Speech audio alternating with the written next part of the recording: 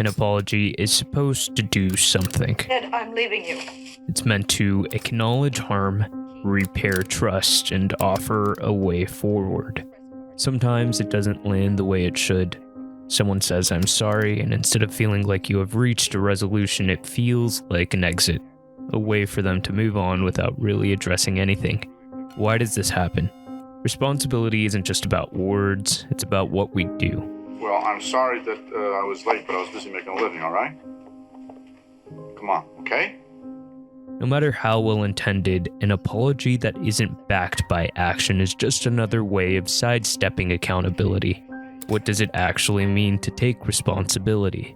It's not just about one bad apology, it's about the way we see ourselves. We act like we're set in stone, but really we're always changing, always making choices that shape who we are. That's the core of existentialist thought. We're not just one thing, we're always in the process of becoming. Jean-Paul Sartre, one of existentialism's most well-known voices, pushed this further. He believed that we are, in his words, condemned to be free, that we cannot escape the weight of our own decisions because they define us. With that in mind, an apology isn't just about smoothing things over. It's a moment of reckoning. It forces us to ask, do we acknowledge our ability to choose differently, or do we dodge it, pretending we had no choice at all? Jean-Paul Sartre was a French philosopher who lived through the German occupation of France during World War II. In that climate, many tried to justify moral compromises by claiming they had no choice. Some even cooperated with occupying forces, arguing they had to protect their family, while others risked their lives in the resistance, insisting that not taking a stand would be a moral failure.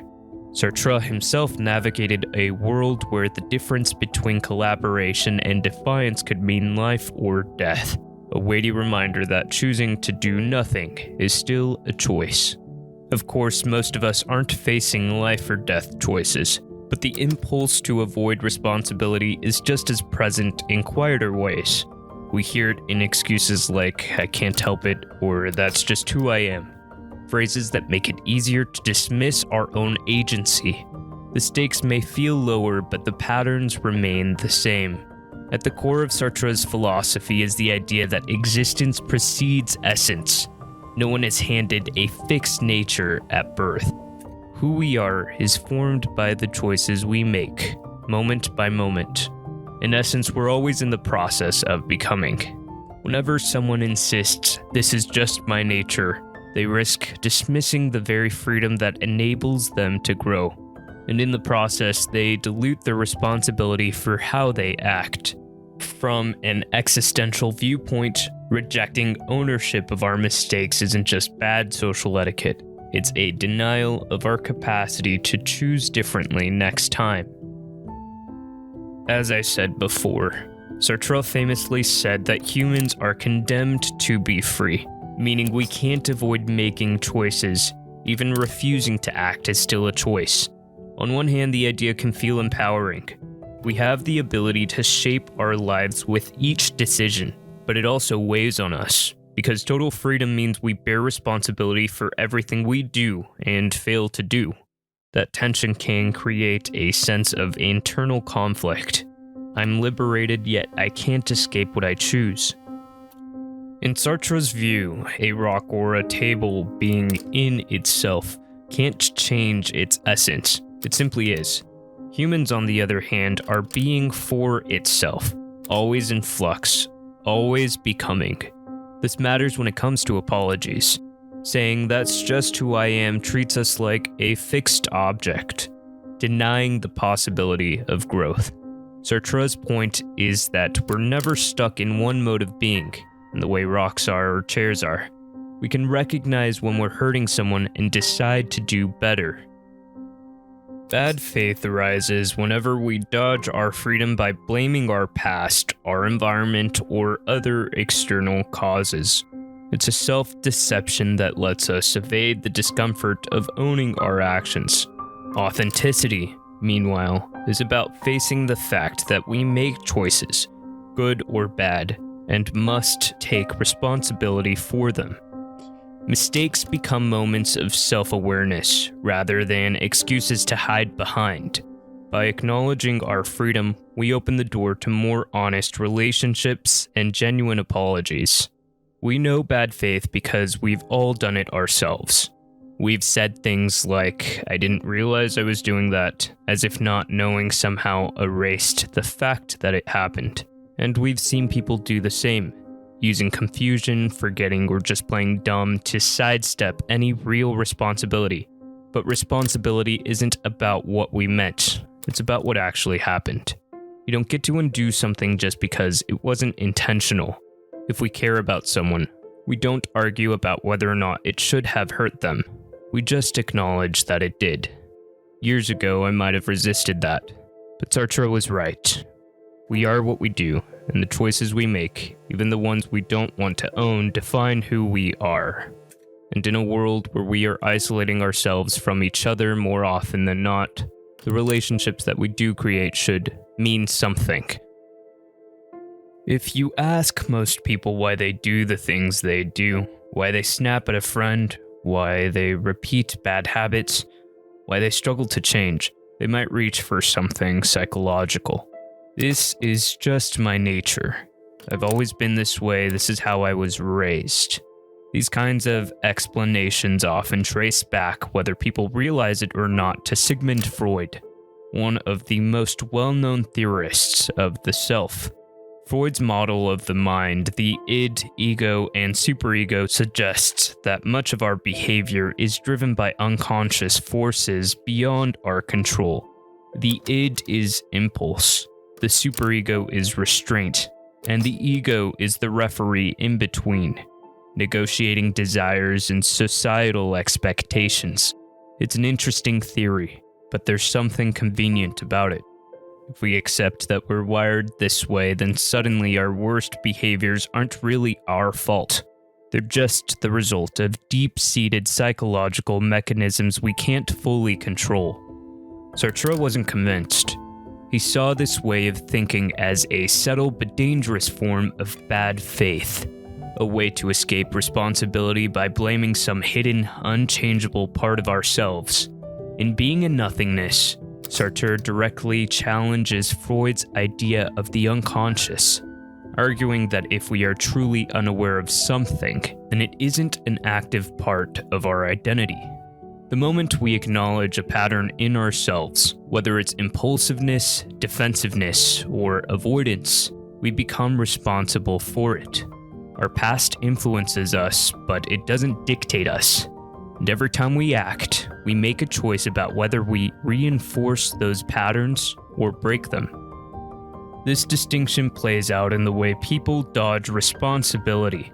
Freud's framework gives us language to our impulses, but Sartre warns that if we lean on it too much, it becomes a way to excuse them.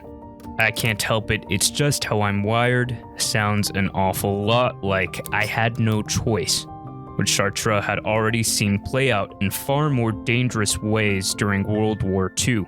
Our history, our subconscious, our upbringing, these might all help explain why we react the way we do, but they don't free us from responsibility.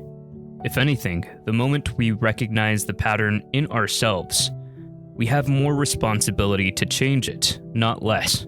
When it comes to accountability, whether in apologies, relationships, or moral responsibility, we don't get to hand over our agency to the past. We are always free to choose. Sartre's concept of the gaze of the other says we don't exist in a vacuum. We see ourselves partly through how others perceive us. When you hurt someone, that reality is reflected back to you. This is who you are to them right now. If you dismiss it with "I didn't mean it," you're effectively telling them their experience doesn't matter. Worse, you're distorting your own sense of self, refusing to see the harm you've done. When people own what they've done, they're saying, "I respect you enough to admit I could have acted differently."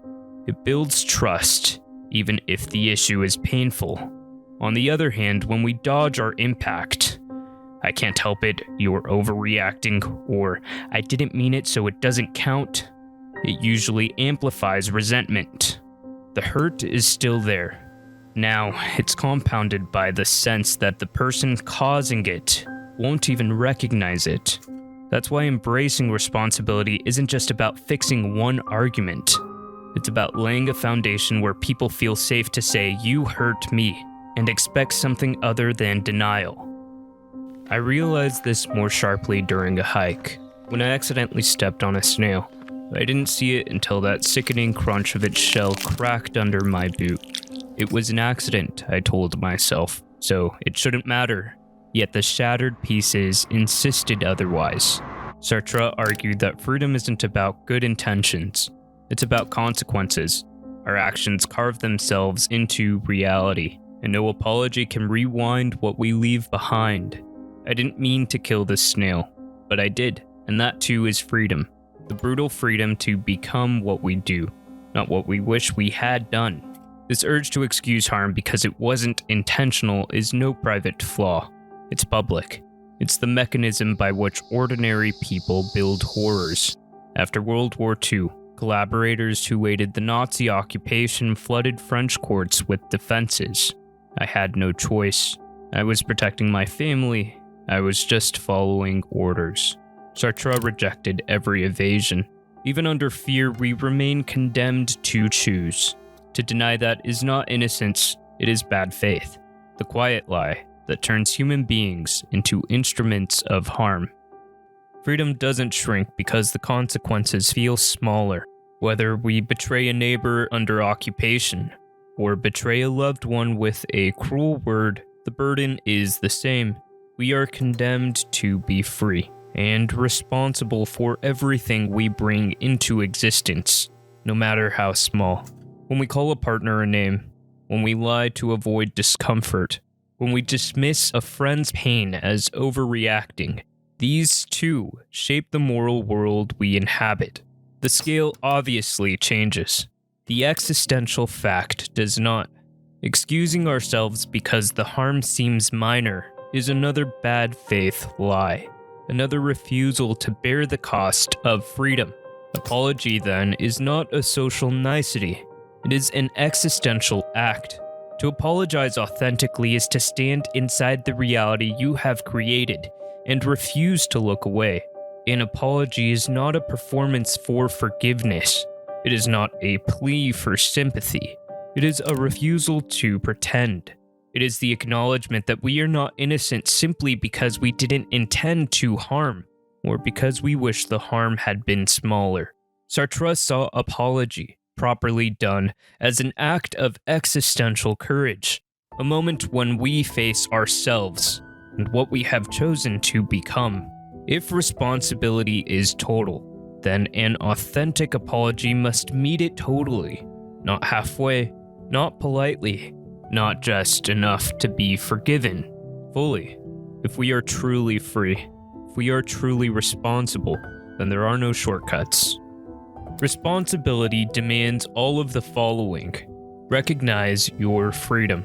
Every harm carries a secret temptation. I couldn't help it. It's just who I am. I was tired. I was triggered. I didn't know. These are lies. Comforting denials of freedom. Recognizing your freedom means facing the truth that you could have chosen differently. Even refusing to act is a choice, as I've said before.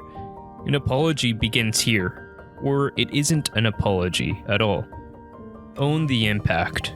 We are not judged by our intentions. We are judged by the reality we create. Owning the impact means saying, the harm I caused is real. It exists outside me. It lives in the other person now. I cannot erase it. Commit to growth. Responsibility isn't about guilt. It's about refusing the easy story of, this is just who I am. To apologize authentically is to commit, quietly, seriously, to choosing differently next time, not because guilt demands it, but because freedom does. Sustain responsibility over time. One apology doesn't redeem us. Responsibility is not a moment. It is a way of existing. If freedom is constant, and it is, then so is the need to stay awake to our impact. Authenticity means keeping watch over ourselves even when forgetting would be easier, living with what we have made real, and choosing again and again to answer for it. Authentic accountability isn't performance or plea or punishment. It is a confrontation with freedom itself. Every time we recognize our freedom, own our impact, commit to growth, and sustain responsibility, we reject the easy escape into bad faith. We reject the lie that we had no choice. This is the cost of living authentically, knowing that we shape reality with every word, every silence, every step, toward others or away. There is no one doing the harm we create. There is only the choice to finally see it, name it, and live the next moment differently.